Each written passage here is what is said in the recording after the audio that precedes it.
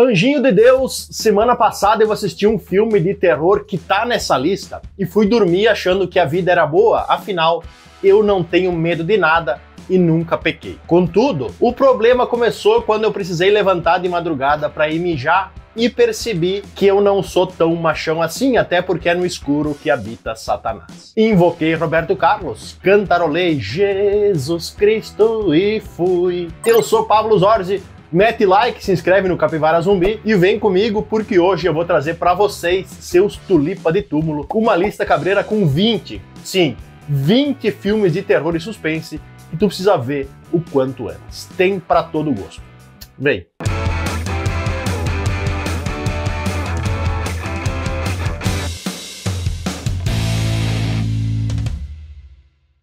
Começando com um terror mais levinho, onde os vilões usam tripas como colar. Em A Casa do Diabo, a gente vai conhecer a Samantha, que não aguenta mais dividir um quarto com uma amiga e tá decidida a arrumar uma casa própria. E como lá nos States não tem programa Minha Casa Minha Dívida, a Sassá aceita um trabalho de babá por uma noite, que viu num anúncio, imaginando que seria dinheiro fácil. E vê se tem cabimento. Dinheiro fácil cuidando de ranhentinho alheio. Pra mim, parece mais castigo. Levando a amiga Megan junto na entrevista, afinal o emprego é numa casa no meio do nada, e sendo atendida por um casal que entrou 2 vezes na fila de ser estranho, lá ela descobre que o serviço não é para cuidar de ranhento nenhum, mas sim da mãe da mulher, que tá acamada sem conseguir andar. Mais mamãozinho com açúcar ainda, afinal a mulher diz que não precisa nem ir lá no quarto da véia, a não ser que a véia chame. Sendo assim, a Samantha aceita, dispensando a miguxa Megan, que fica de vir buscar ela mais tarde. Sozinha no casarão, livre para assistir TV e comer pizza, não demora para que a nossa querida comece a perceber que algo cabuloso está prestes a acontecer, já que na verdade o anúncio não era de trabalho coisa nenhuma, mas de algo bem mais sinistro. E sim, a Samantinha senta no pudim igual gente grande. Dirigido pelo Ty West, A Casa do Diabo é um terror slasher que é pouco conhecido pelo grande público, mas que devia ser parada obrigatória para quem gosta de ver sangue e sofrimento alheio. E se tu adora ver gente sofrendo, fica a dica, assiste o filme, toma remedinho 2 vezes por dia e procura um psiquiatra. Zoeira até porque eu também gosto de ver gente sofrendo nos filmes, né? Claro, não sou maluco. Feriado Sangrento é o novo queridinho dos fãs do gênero slasher, e com razão. A história, que começa da forma mais humana possível, mostra pra gente uma loja que durante uma Black Friday de verdade, não a nossa Black Fraud aqui no Brasil, que só trouxa acredita que tá pagando menos, decide presentear os primeiros que conseguirem entrar no local com uma máquina de waffle. E aí já dá pra imaginar, né? Se até quando sorteia um boné de firma, o demonhedo faz fila, imagine para ganhar uma máquina de waffle. E então centenas de pessoas se reúnem na frente da loja, empurrando as grades de proteção, desesperadas para ganhar o prêmio, criando um enorme tumulto que nem os seguranças conseguem controlar, bem do jeito que a gente imagina. Quando a loja abre, meus anjinhos, o negócio vai ladeira abaixo e começa uma tragédia atrás da outra, com pessoas sendo pisoteadas, outras com o pescoço cortado pela porta de vidro, dentre outras coisas. 1 ano depois da baderna, eis que um assassino misterioso fantasiado de peregrino passa a espalhar o caos em Plymouth, a cidade que é o berço do feriado de Ação de Graças, caçando todos que ele acha que foram os responsáveis pelas mortes durante a liquidação lá na loja. E como um bom slasher, é aqui que começam as mortes para lá de bizarras, sempre regadas a muito sangue, tripas e um pouco de humor. Dirigido pelo Eli Roth, que também é o diretor do conhecido O Albergue, Feriado Sangrento é um filme que não economiza em nada, nem nas mortes, nem no sangue e nem no humor, e entrega exatamente o que o título propõe, um feriado pra lá de sangrento. Rota da Morte é um filme que é até difícil de fazer sinopse, visto que qualquer spoiler pode acabar afetando a experiência. Mesmo assim, lá vai. A história acompanha os Harrington, que estão viajando de carro rumo à casa da mãe da Laura, local onde há décadas eles passam a noite de Natal. O problema é que dessa vez o papai Frank decidiu que seria boa ideia pegar um desvio desconhecido ao invés da rodovia principal, porque já era noite e ele achava que ia pegar no sono, preferindo então dirigir por um lugar diferente para ficar alerta. Com o Frank e a Laura enchendo o saco um do outro nos bancos da frente e os filhos brigando sem parar no banco de trás, o trem desanda enquanto o carro passava por uma parte escura de um bosque, morada do capeta, onde o Frank enxerga um vulto de uma garota vestida de branco e segurando um bebê no colo que sai do meio das árvores. pode chamar o padre. Parando no acostamento para ajudar, ele logo percebe que a mulher tem um ferimento grave na cabeça e que o bebê também não parece bem. Prestativos e com o fiote que não passa nem Wi-Fi, os Harrington decidem levar os dois até um posto da polícia florestal, por onde passaram alguns quilômetros antes. Momento em que o terror começa a tomar conta, quando eles se veem presos naquela estradinha sinistra e sem fim no meio da floresta. Filmado com baixo orçamento e disponível na Prime Video, Rota da Morte é um filme que explora a dinâmica familiar sob pressão extrema, revelando segredos e tensões não resolvidas entre os membros. Tudo isso enquanto eles enfrentam aquela capirotice desconhecida e lutam para sobreviver. Se ainda não viu, já sabe, né?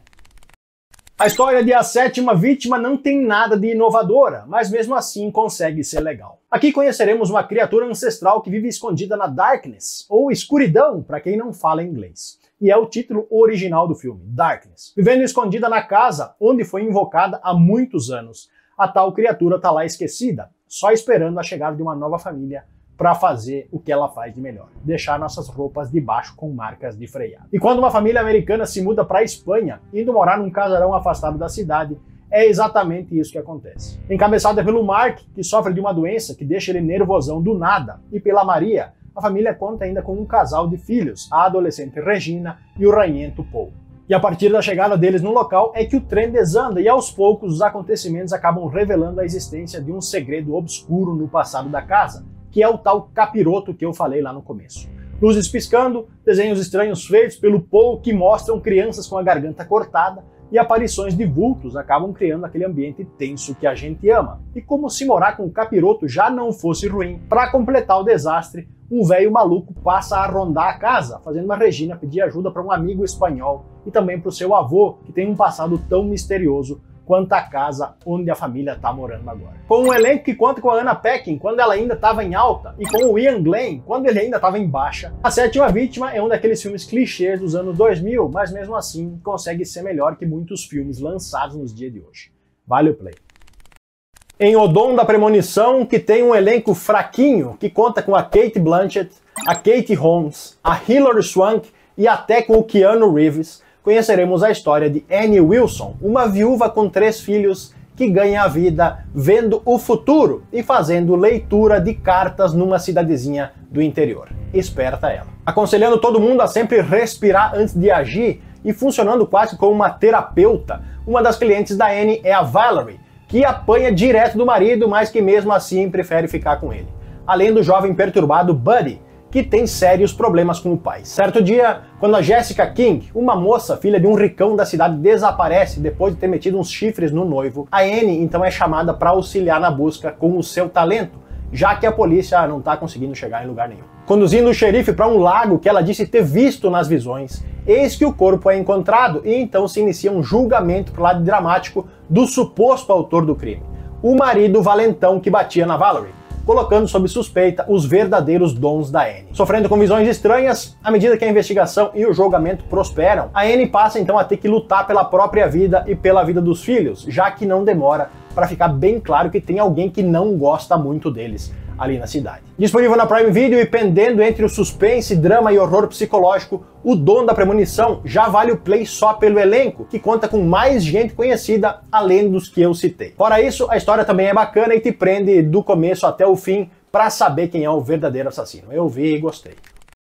Em Amigo Imaginário, foi justamente a imaginação fértil que fez com que a Jéssica se tornasse escritora de livros infantis. E foi essa mesma imaginação que fez com que a enteada dela, a Alice, começasse a conversar com um urso de pelúcia que ela encontrou no porão. Mudando-se para sua casa de infância com o marido e as enteadas, a Jéssica saiu de casa quando tinha 5 anos, depois da morte da mãe, em decorrência de um câncer e de um incidente misterioso que mudou o comportamento do seu pai. Uma vez na casa, como eu já disse, a Alice, uma das enteadas, encontra um urso de pelúcia no porão, que ela batiza de Chauncey. E o que de início parecia ser só um amigo imaginário de criança logo se torna algo perturbador quando a guria começa a conversar com o urso e parece ouvi-lo responder. E é por isso que eu não gosto de criança. Além de ser uns demônio encarnado, conversam com o urso de pelúcia, tô fora. Precisando descobrir que raios é, e de onde brotou aquele urso de Satanás antes que seja tarde, a Jéssica percebe que tudo pode estar ligado à sua infância, tendo que reviver antigas memórias para poder salvar a enteada. A história de Aniversário Maldito começa nos apresentando ao Brady, um trabalhador da indústria filmográfica de Hollywood, que leva uma vida para lá de pra cá. Um belo dia, justo no dia do aniversário dele, o pobre bicho acorda felizão e já de manhã descobre que a namorada lhe deu um presente na noite anterior, um par de guampa. Presente esse que deixa o Brad no fundo do poço. Durante uma conversa com um amigo Tommy, eles decidem então fazer uma viagem ao México, cheirando e fumando tudo que fosse possível no caminho, além de brincar de esconder salsicha com tudo que é prostituta que achavam na estrada, tudo para tornar o tal aniversário algo memorável e para esquecer da namorada. Em resumo, em vez de polir os chifres, o Brad foi para Gandai. Chegando no México, que por espanto de ninguém é retratado no filme como um lugar dominado por cartéis, muito errado também não tá, os dois amigos são abordados por um cara mal encarado que promete proteção. Um tour completo pela noite mexicana, além de substâncias ilícitas, vulgo droguinhas, vindas de sua fonte mais pura, a plantação do xamã Caçapisuca. E sim, a história é muito louca e até parece comédia, mas calma que não é. No meio do caminho para essa tal aventura, os amigos conhecem duas mulheres que dizem ser comissárias de bordo de uma companhia aérea, que acabam levando os dois para um hotel barato no meio do nada, onde as coisas não demoram para sair do controle. Gravado com baixo orçamento e contando com o Steven Tyler no elenco, Aniversário Maldito é um filme de terror divertido que foge um pouco do padrão que a gente se acostumou de ver. O próximo filme de hoje tem uma premissa que eu achei pra lá de interessante, mas antes de eu te dizer qual é, eu preciso que tu vá deixando aquele like e se inscrevendo no Capivara Zumbi, porque os boletos não param de chegar e nós precisamos do teu view para ganhar dinheiro. Aproveita também para seguir a gente nas redes vizinhas, porque lá tu vai receber indicações diárias de filmes, séries, livros e afins. Ajuda nós e que Deus lhe pague. Fora isso, sabendo que tu tá aqui só porque gosta de filme de terror e suspense, eu vou deixar nos cards lá nas telas finais mais esses dois vídeos onde eu trago mais filmaços poucos conhecidos do gênero aqui e séries desconhecidas aqui. Só coisa boa, então confere depois que esse acabar. Eu falo agora de Fenômenos Paranormais, um filme que não traz muita novidade, mas que fez eu borrar a cueca também. Na história, Lance Preston e a equipe do programa Grave Encounters, um reality show caça-fantasmas, tá filmando um episódio no interior de um hospital psiquiátrico abandonado, onde fenômenos inexplicáveis têm sido relatados ao longo dos anos. Em nome do entretenimento, eles acabam se trancando dentro do prédio durante a noite para iniciar a investigação, registrando tudo por câmeras infravermelho, obviamente, porque aquelas imagens em tom esverdeado só ajudam a assustar o pessoal. O problema é que o que os nossos queridão não contavam é que o edifício está mais do que assombrado. Ele está vivo e não tem intenção de deixar ninguém sair de lá. Gravado no estilo found footage, como eu adiantei, Fenômenos Paranormais está longe de ser inovadora, mas é uma ótima opção para tu que gosta de tomar uns sustos aleatórios. E se vier assistir e gostar do primeiro, saiba que ele tem continuação, Fenômenos Paranormais 2, que é bem bom também, então põe os dois na lista. Floresta das Sombras é um filme norueguês que traz pra gente a história de um grupo de pessoas que foram contratados por uma emissora de TV para participar de um reality show de sobrevivência na floresta. Vai dar certo? Não. Sem comunicação, comida e nem água por 4 dias, o grupo é colocado numa cabana no meio do mato e logo na primeira saída para procurar alimento, eles já se dividem em dois, com o primeiro grupo saindo para caçar coelhos e o segundo andando até uma represa, onde eles encontram uma barraca abandonada com roupas penduradas num varal. E já pode preparar que agora é ladeira abaixo. Aterrorizados, não demora também para que eles encontrem o corpo de uma mulher preso numa rede de pesca, percebendo que estão em maus lençóis, quando um dos participantes começa a agir de modo estranho, dando a entender que algo de ruim aconteceu ali antes da chegada deles, e tem alguma coisa observando de dentro da floresta. Viu só? Tivessem arrumado um emprego normal, não iam estar nessa situação, mas não, né? Querem aventura e dinheiro fácil, dá nisso. E na Violent Nature começa com aquelas típicas calmarias antes da tempestade de sangue e tripa, mostrando algumas tomadas na natureza e outras numa construção abandonada e caindo de velha no meio da floresta, até que de repente brota uma mão apodrecida do chão, fazendo o espectador entender que uma merda grande tá por acontecer. E de quem é essa mão? Do Johnny, uma máquina de matar que foi acidentalmente despertada e que agora tá prestes a estripar qualquer viva alma que tenha a infelicidade de cruzar o seu caminho. Tipo Jason de Sexta-feira 13, só que sem grife, embora o Jason seja meio burro, Já o Johnnyzeira aqui aparenta ser inteligente e vagueia todo metódico pela floresta, acumulando armas que ele logo vai usar para estripar alguém. E quem são os alvos? Ora, adivinhem, um grupo de adolescentes abestados e bêbados cujas férias em breve vão se tornar um terrível pesadelo. Então, de parabéns pela inovação. E caso tu aí não seja esperto, tipo o Johnny, e ainda não tenha percebido, In a Violent Nature é um terror slasher clássico, onde tudo acontece como a gente imagina e ainda faz uma variedade de referências a outros clássicos do gênero, como Halloween, Dia dos Namorados Macabro e O Massacre da Serra Elétrica. Outro filme inspirado em eventos reais, Wolf Creek, Viagem ao Inferno, acompanha a saga de 3 jovens viajantes estrangeiros que estão explorando a região remota de Wolf Creek, na Austrália. E para quem não sabe, Wolf Creek é um local famoso devido ao impacto de um meteorito na região, que acabou deixando uma cratera no local. Depois de um dia de diversão, os jovenzinhos retornam então ao acampamento, só para descobrir que o carro não está mais funcionando. Coisa rara, mas que acontece muito. Amparados por um morador local amigável chamado Mick, o que no começo parece ser um gesto amigável, logo se transforma num pesadelo terrível, já que agora os viajantes estão na mão do Mick, e o Mick não é amigo coisa nenhuma, mas sim um assassino sádico que não perdoa nem a mãe e que está disposto a torturar e matar cada um deles do jeito que ele achar melhor. Baseado na história do assassino de mochileiros, quando em 99 as investigações em busca de pessoas desaparecidas terminaram assim que a polícia encontrou os restos de 9 corpos enterrados dentro de uma caverna na região de Snowtown, tendo como responsável pelo massacre um homem chamado Ivan Milat, na época de 49 anos, que acabou preso e condenado à prisão perpétua. Ô Bilbo, me ajuda, homem!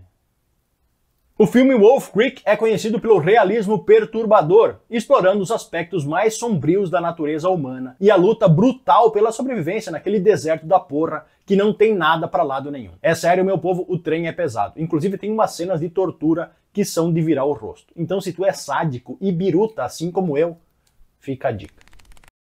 A obra-prima do terror da qual eu vou falar agora é Abismo do Medo, em cuja história macabra a gente vai acompanhar um grupo de amigas que decidem se aventurar por uma caverna isolada. Uma vez lá dentro, eis que uma grande merda acontece e agora o único jeito de sair é seguindo em frente. Presas, sem saber mesmo se tem outra saída, as amigas vão ter que enfrentar uma série de obstáculos, como a escuridão, o medo de ficarem presas para sempre e ainda a passagem por lugares apertados de um ambiente desconhecido que fazem a gente que está assistindo ficar com claustrofobia. E imaginando que isso que eu citei seriam os maiores problemas, as coitadas das gurias não faziam ideia que o escuro e a claustrofobia seriam fichinha perto do que elas iam encontrar em seguida. Criaturas primitivas parecidas com homens que vivem nas profundezas, todas extremamente violentas e com a peculiaridade de que eram carnívoras e que não viam carne fresca há algum tempo, de modo que eu nem preciso explicar o quanto a presença das gurias lá embaixo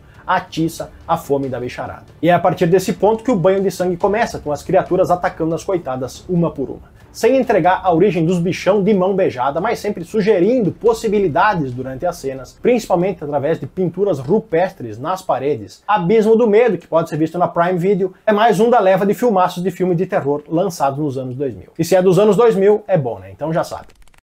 Século XXI e ainda tem louco que acha que signo do zodíaco interfere em alguma coisa na vida. E pior, ficam brabo quando a gente fala pra eles o óbvio, que isso é pura e absoluta baboseira. Em Tarô da Morte, acompanhamos um grupo de amigos liderados pela Haley, que tá afiando as guampas na parede depois de um término com um ex-namorado, afinal ele é de leão e ela é de aquário, e por algum motivo que os abobados que creem nisso inventaram, isso não é bom. Hospedados no Airbnb, eis que os anjinhos de Deus encontram uma caixa de madeira com uma roda do zodíaco, e dentro dela um baralho de cartas de tarô antigas. Enquanto a Haley, entusiasta da astrologia, e a mais louca da turma, by far, reluta em brincar com um baralho que não é dela, pois isso parece ser uma regra não escrita quando se trata de cartas de tarô, os amigos a pressionam a fazer leituras, com cada um deles recebendo uma carta assustadora. E aí o fim de semana acaba, eles voltam para a vida normal, e então começa o clássico, o grupo é morto um por um,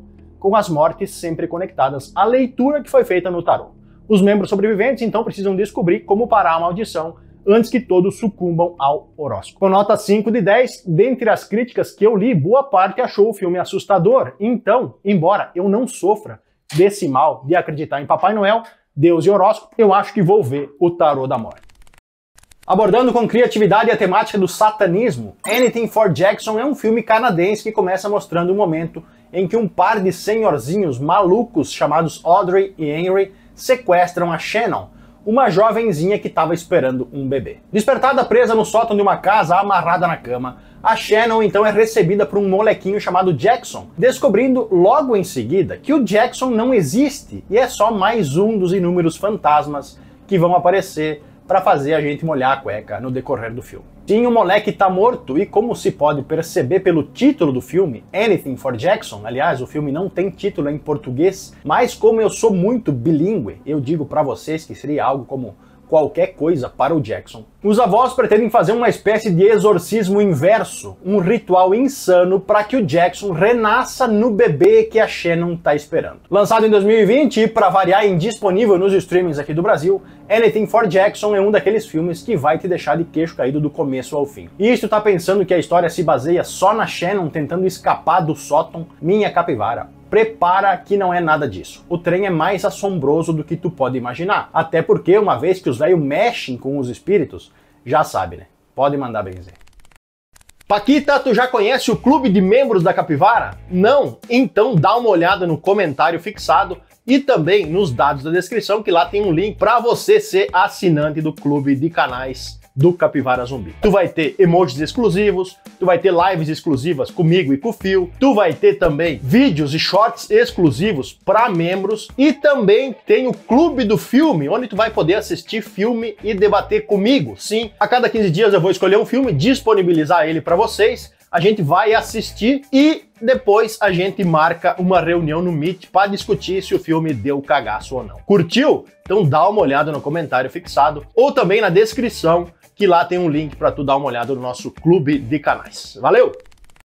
Em Os Cavaleiros do Apocalipse, que é um terror com serial killer, Dennis Quaid interpreta o detetive Aidan Breslin, um viúvo que ficou totalmente obcecado por encontrar o assassino da esposa. Não o julgo, faria o mesmo. Frente às inúmeras turbulências na vida, até porque se uma coisa pode dar errado, vai dar errado, ele acaba ignorando até os filhos para embarcar numa solitária maré de raiva. Porém, enquanto investiga uma série de crimes pra lá de violentos, ele acaba descobrindo que isso tudo pode ter ligação com ele mesmo, decidindo usar todas as suas habilidades de detetive para desvendar os crimes que podem até estar relacionados com a morte da mulher. Um crime bem bizarro, diga-se de passagem, já que o suposto serial killer mata suas vítimas inspirado no texto bíblico sobre os 4 cavaleiros do Apocalipse: guerra, fome, peste e morte. Disponível para aluguel no YouTube, depois do começo cabuloso em que a gente vê dente de uma vítima arrancada e colocada numa bandeja, a gente até já imagina o que tá por vir, visto que quando se percebe que as mortes estão relacionadas aos 4 cavaleiros,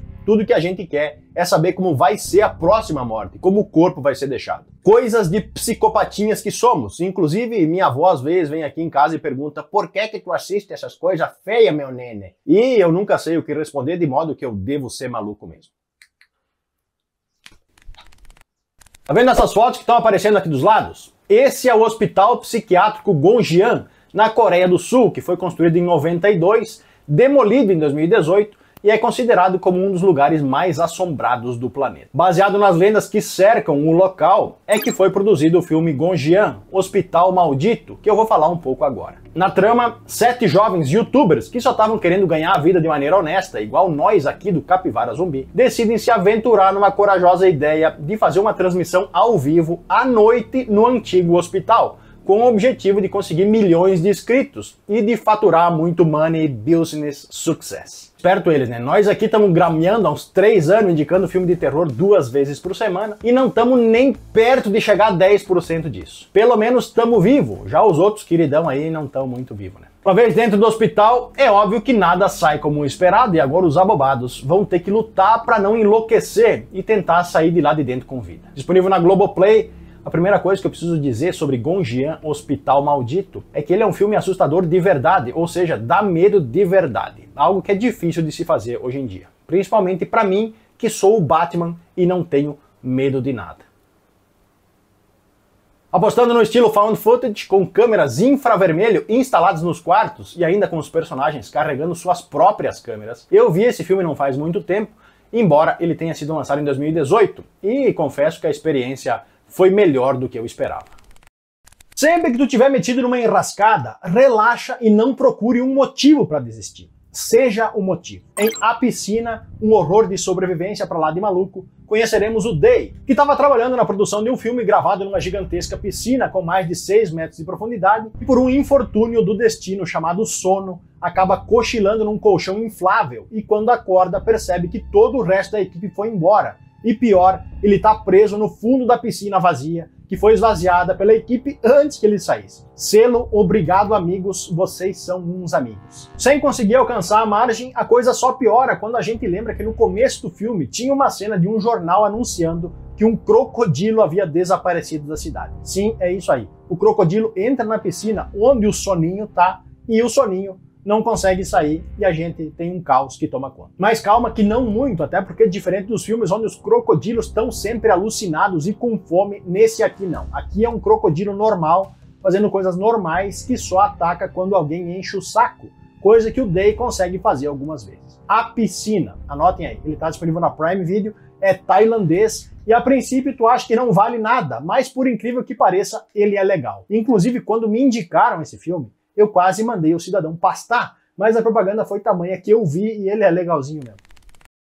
Terror gravado na Indonésia, em Dancing Village, The Curse Begins, a gente vai conhecer a história da Mila, uma guria que tá com a mãe adoecida e durante uma visita de um xamã para tentar salvar a véia, é informada que precisa devolver uma pulseira mística para a aldeia dançante, um local remoto na ponta oriental da ilha de Java, que fica na Indonésia. Acompanhada do primo e de alguns amigos, a Mila então chega a tal aldeia, só para descobrir que o ancião mestre do local faleceu e que o novo guardião deu uma saída, tendo que esperar ele voltar. E minhas capivara, é durante a espera que o terror acontece, já que vários eventos estranhos passam a acontecer, incluindo a Mila sendo visitada por Badarawi, uma entidade assustadora que governa a aldeia. Tentando devolver a pulseira sem a ajuda do chefe local, a Mila, sem querer, ameaça a segurança da aldeia e agora vai precisar participar de um ritual que vai selecionar a nova Davu, uma alma amaldiçoada obrigada a dançar pelo resto da vida. E aqui eu tenho que fazer um adendo sobre como aquele pessoal da Indonésia sabe fazer filme de terror bom, mesmo com baixo orçamento.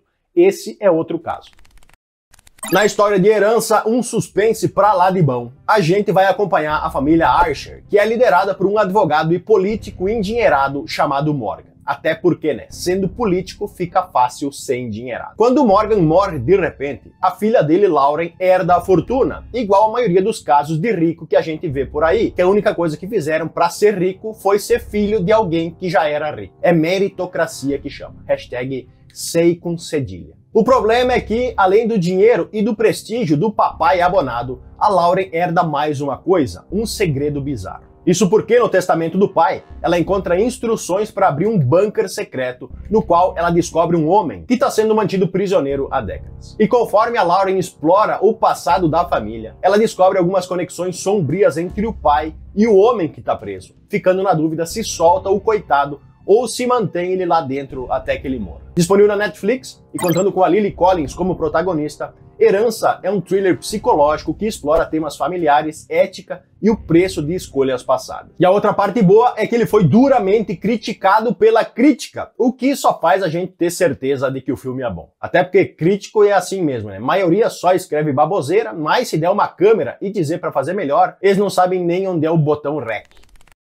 No cair da noite, começa nos mostrando um flashback do século XIX, onde uma senhorinha chamada Matilda era adorada por todas as crianças do local e chamada de Fada do Dente, já que quando elas perdiam um dente, a véia dava pros ranhentos uma moeda. Noite dessas, seguindo o ditado que coisas ruins acontecem com pessoas boas, a Matilda acaba sendo vítima de um incêndio e fica completamente desfigurada, com a pele tão sensível pelas queimaduras que ela só podia sair de noite e sempre com uma máscara para que ninguém pudesse ver como é que ficou o rosto queimado. E para piorar a situação, tempos depois, ela ainda é injustamente acusada por um crime que não cometeu, depois que 2 crianças desaparecem. Com a multidão furiosa, a pobre da nona Matilda é julgada, condenada e executada, mas não sem antes anunciar que o que antes era gentileza tomarei para sempre como vingança. E aí já viu, pode chamar o padre. De volta aos tempos atuais, Kyle, ainda quando criança, perde um dente, coloca o negócio embaixo do travesseiro e por acidente consegue ver a fada do dente, que quase mata ele quando percebe que foi vista.